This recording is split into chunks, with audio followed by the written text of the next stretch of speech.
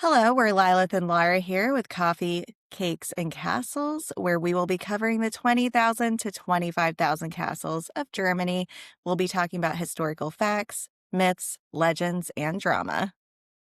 And today we're going to dive into a castle with rich history that entangled with the great house of wealth. Listen along to hear about this medieval turned Renaissance castle that has seen everything from power struggles, witch hunts, and even a movie set. So, this is Schloss Wolfenbüttel. I'm Lilith from America. And I'm Lara from Germany. And we're just two girls who happen to love all things involving coffee, cakes, and castles, especially when you can have coffee and cake inside a castle. And today we're diving into the drama, intrigue, and witch hunts. And this brings us to Schloss Wolfenbüttel.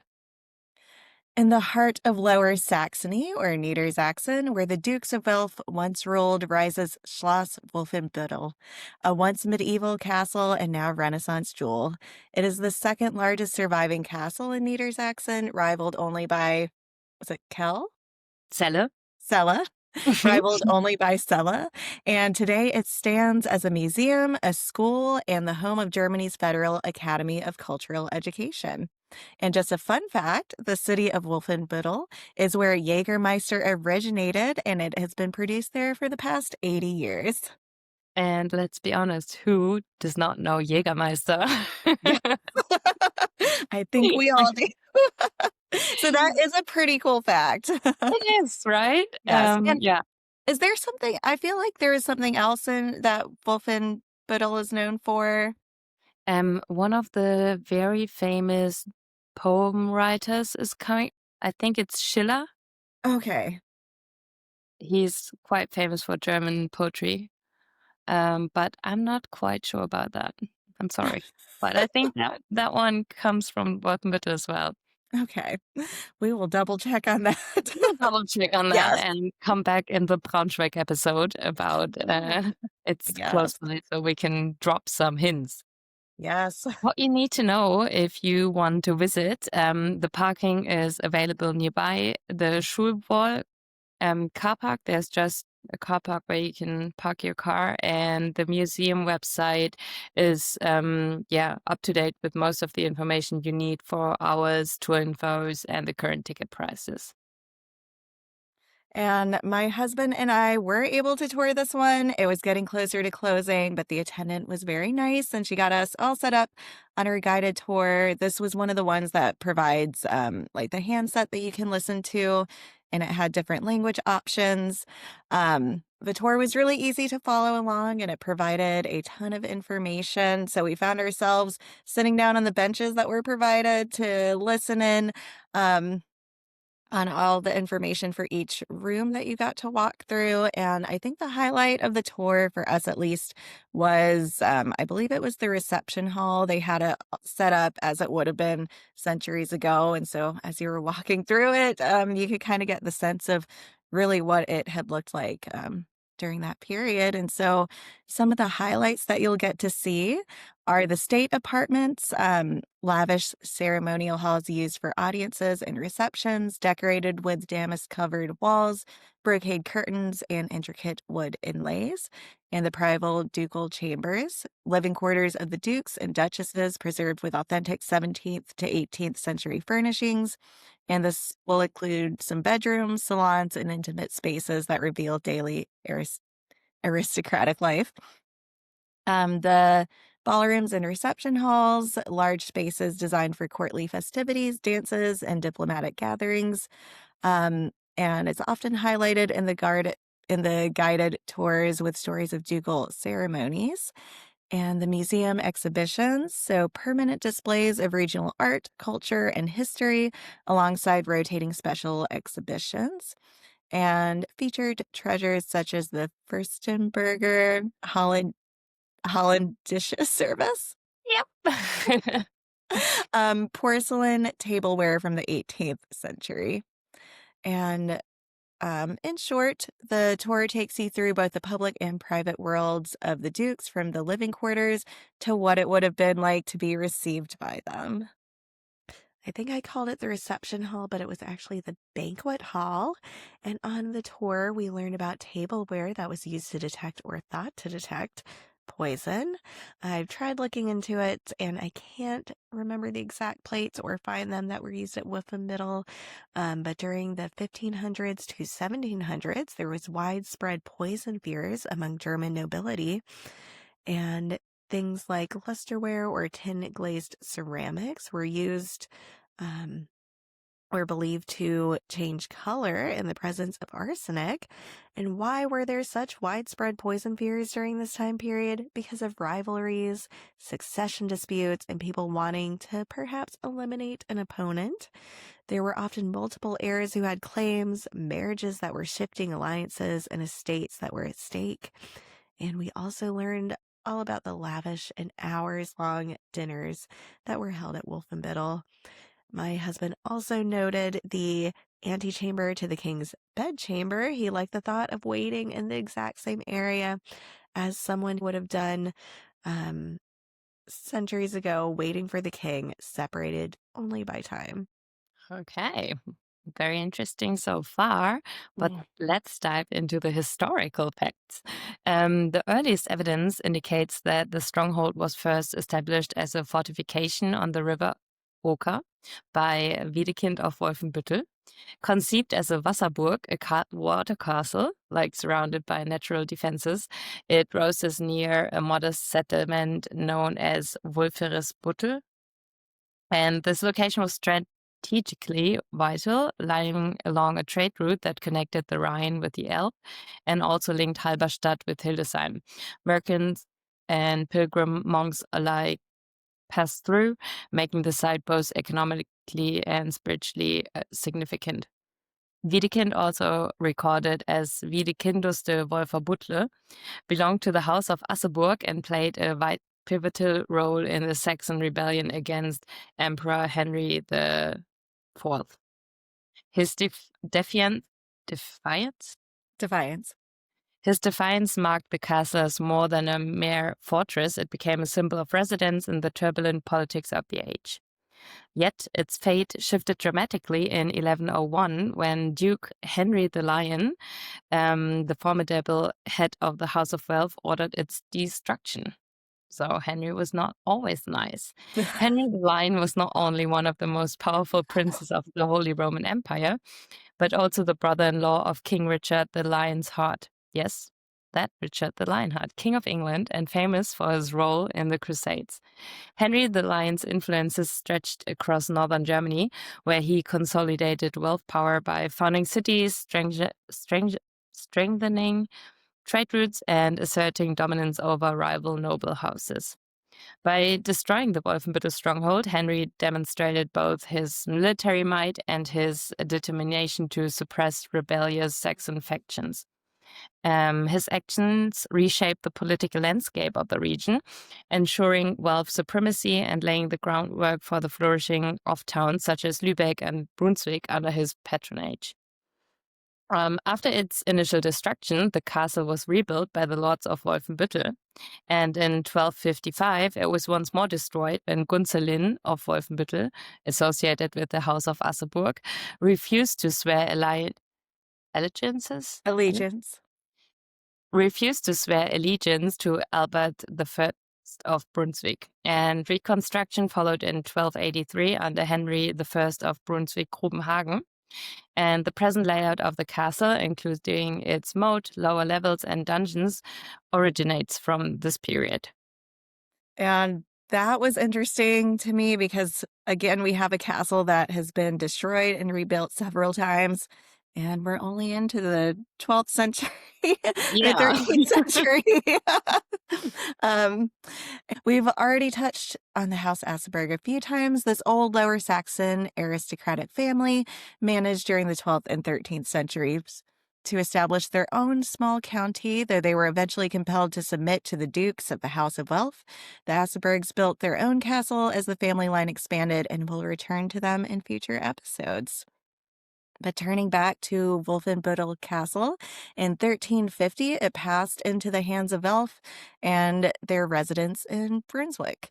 Later, in 1542, the castle was seized by the Schmalkaldic League, a military alliance of Lutheran principalities within the Holy Roman Empire, named after the town where the group was founded. The League has its own complex history, including the Schmalkaldic War, but for our purposes, it's enough to note that their ultimate aim was to replace the Holy Roman Empire itself. Yes, they had some very lofty goals. Um, did not achieve them, but that was their aim. In 1553, the castle was once again rebuilt, this time by Duke Henry the Younger, and he would create an entirely new residence and would convert the old tower in a castle into a castle chapel. In 1575, the courtyards were enhanced with elegant Italianate arcades, graceful archways that added a touch of grandeur, and Henry Julius assumed power in 1589 and ruled until his death. During his tenure, he replaced Saxon law with Roman law and transformed Wolfenbüttel into a lavish example of Weiser Renaissance, also known as a Northern Renaissance style. He oversaw the construction of ramparts and even commissioned a canal through the marshlands between Hornburg and Oschersleben. These projects represent only part of his extensive architectural contributions to the region. Henry Julius also maintained close ties with the Habsburgs, serving as a confidant to Emperor Rudolph II, and it was under Henry Julius that we've come to the political drama and intrigue. Mm-hmm. Yeah, Henry Julius, Duke of Brunswick-Wolfenbüttel from 1564 to 1613, was a ruler whose reign combined cultural patronage with authoritarian Authoritarian. policies and violent persecution. A serious conflict erupted between him and the citizens of Brunswick when they refused to acknowledge his overlordship. Determined to assert his authority, Henry Julius declines to confirm the city's traditional pilgrimages, and Pilgrimages. responded by deploying mercenary troops, the Landsknechts, sparking a civil war in 1605. Although he managed to impose some control, the war drained resources and left lasting resentment between the ducal court and the fiercely independent city. His rule also marked the height of persecution against Jews and alleged witches in the region, which is quite interesting because witches play a big role in the Harz region, where we will come back to or talk about, but that's quite interesting. And he expelled the Jewish population from his territories, stripping communities of their livelihoods, and ordered the execution of supposed witches, often by burning at the stake, contributing to one of the most violent phases of witch hunting in northern Germany. Yet, Henry Julius was also a patron of culture and drama, introducing Elizabethan theatrical elements into German plays and shaping early Baroque theatre.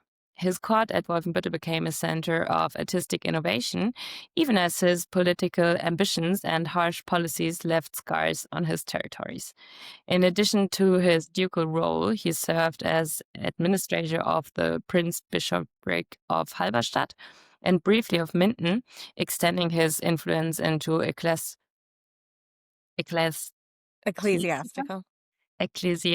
politics through marriage alliances, including his union with Elizabeth of Denmark. He strengthened ties with major European dynasties. Henry Julius died in Prague in 1613, leaving his son Frederick Ulrich to inherit a realm weakened by conflict and persecution.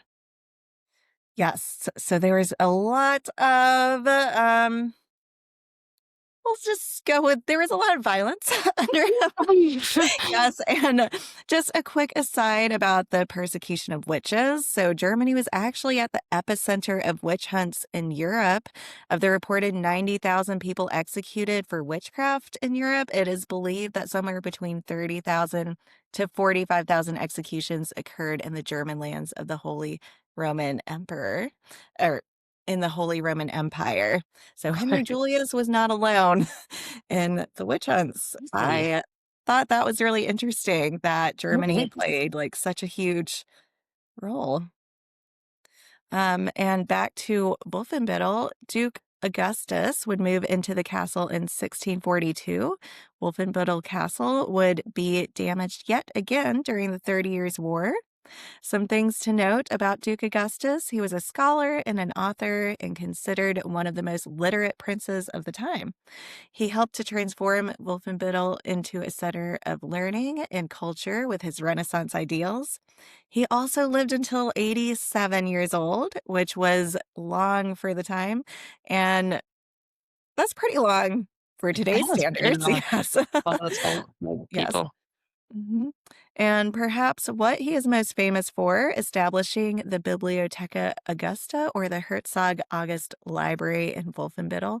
And it exists today and houses medieval manuscripts in rare prints. And we'll hear about a lot about Henry the Lion in our next episode, but there is a very extensive manuscript housed at the Herzog August Library.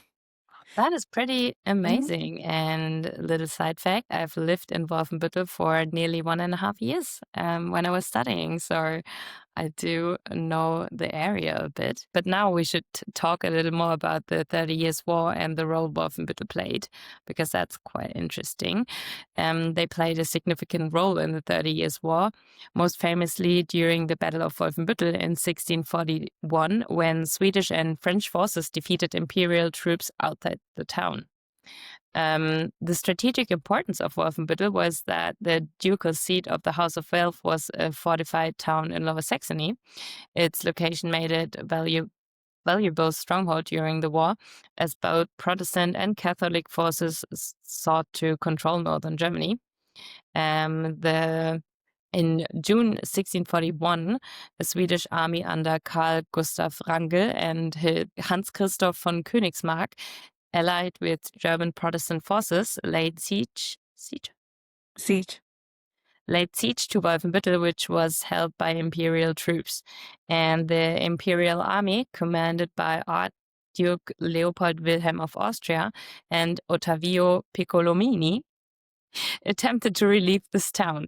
On June 1641, the two sides clashed outside Wolfenbüttel, and despite imperial flanking maneuvers, the Franco-Swedish coalition repelled the attack, inflicting heavy losses. Well, there were casualties around 2,000 on the Swedish side and 3,000 on the imperial side, with the Swedes capturing 7 guns. And the result of it all, the victory secured Protestant control in the region and demonstrated the growing effectiveness of Swedish and French cooperation against the Habsburgs.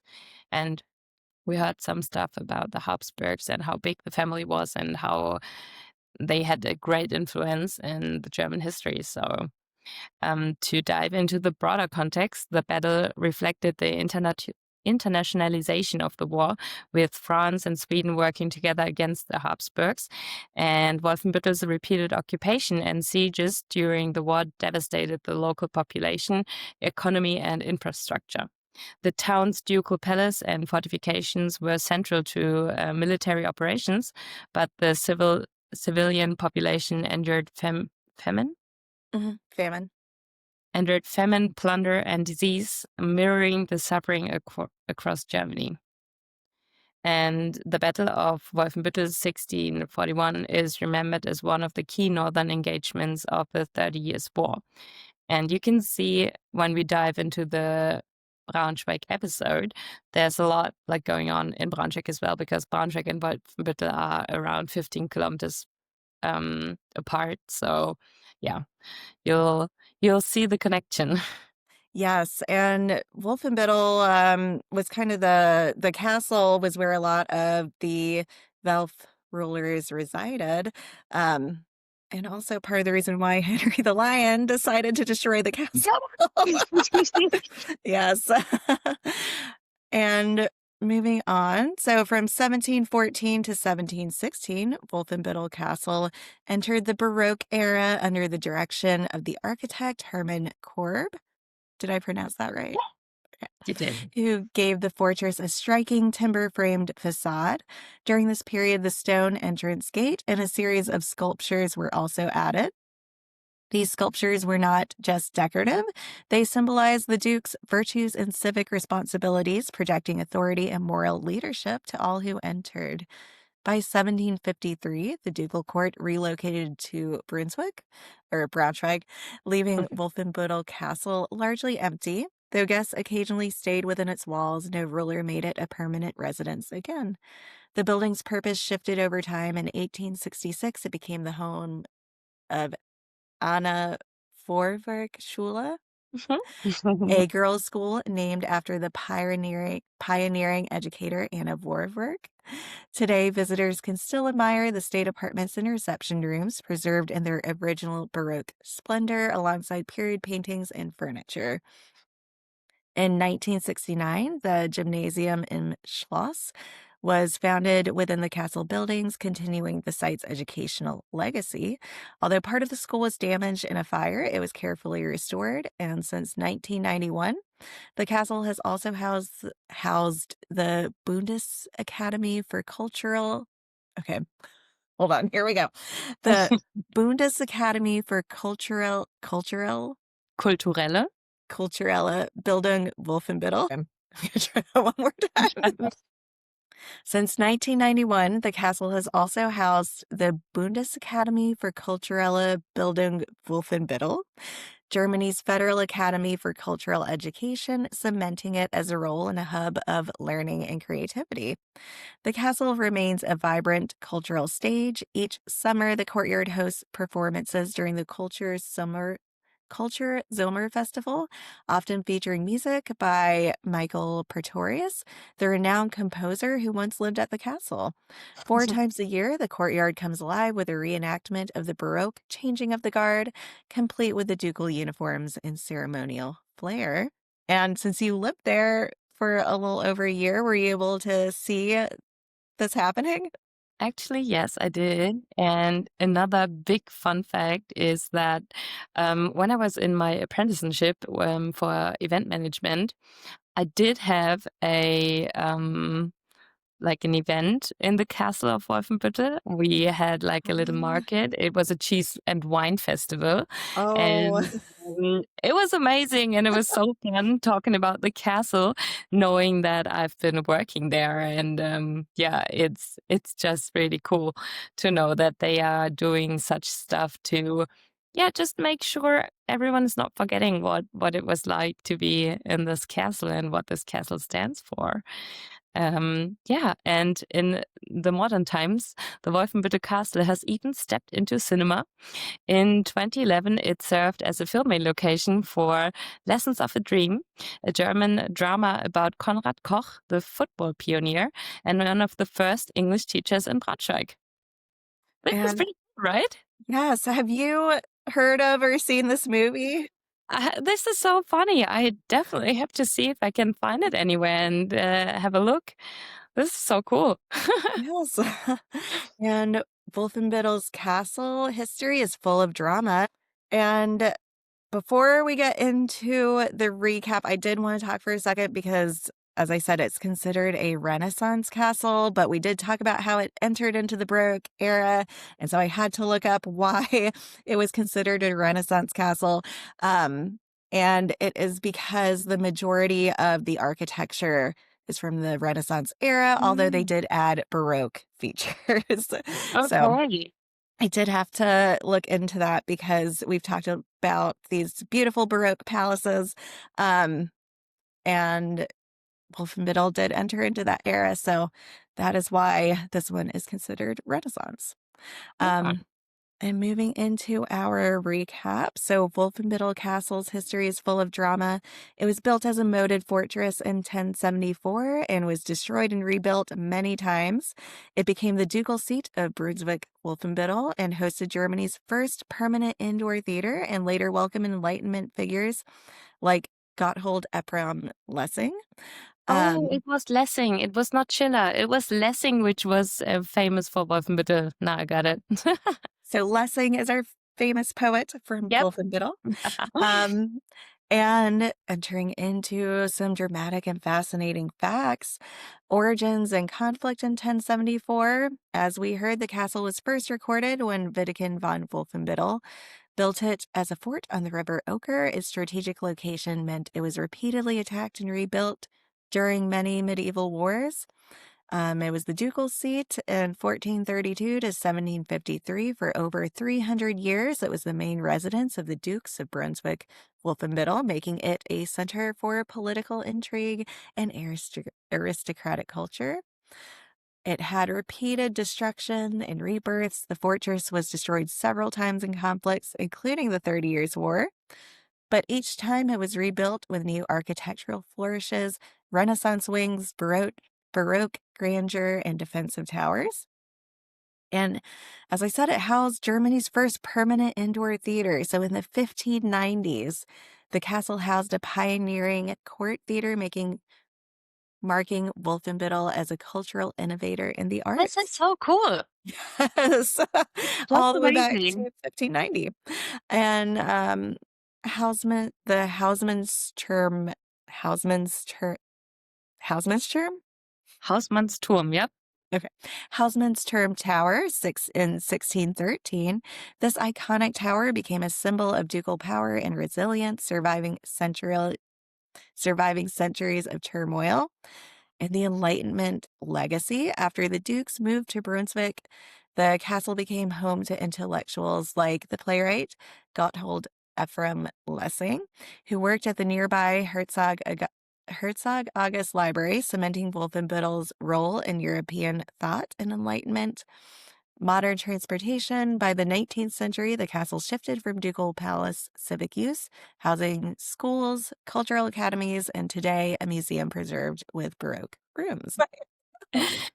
So Wolfenbüttel Castle isn't just a building, it's a stage for centuries of conflict, culture, and creativity. From medieval battles to Enlightenment philosophy, its walls have witnessed both destruction and rebirth, making it one of Lower Saxony's most dramatic historical landmarks. And no coffee and cake to be had at this castle, but Jamie and I did find a place to have a nice pint of beer in view of the castle.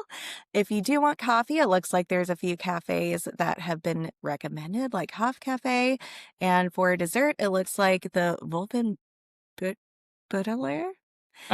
Horticulture is the place to check out. And now that I'm looking at these pictures online, I'm really sad that we didn't have a chance to try it because they have some really beautiful cakes. Oh, you And have to come back. it looks amazing. So that was our episode on Wolfenbüttel.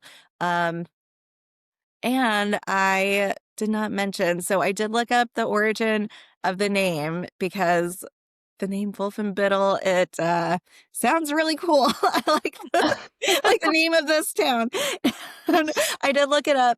And Wolfen or Wolf refers to there being wolves in the area, and then Bödel comes. There is a Middle Germanic word, and it refers to kind of the forests in the area.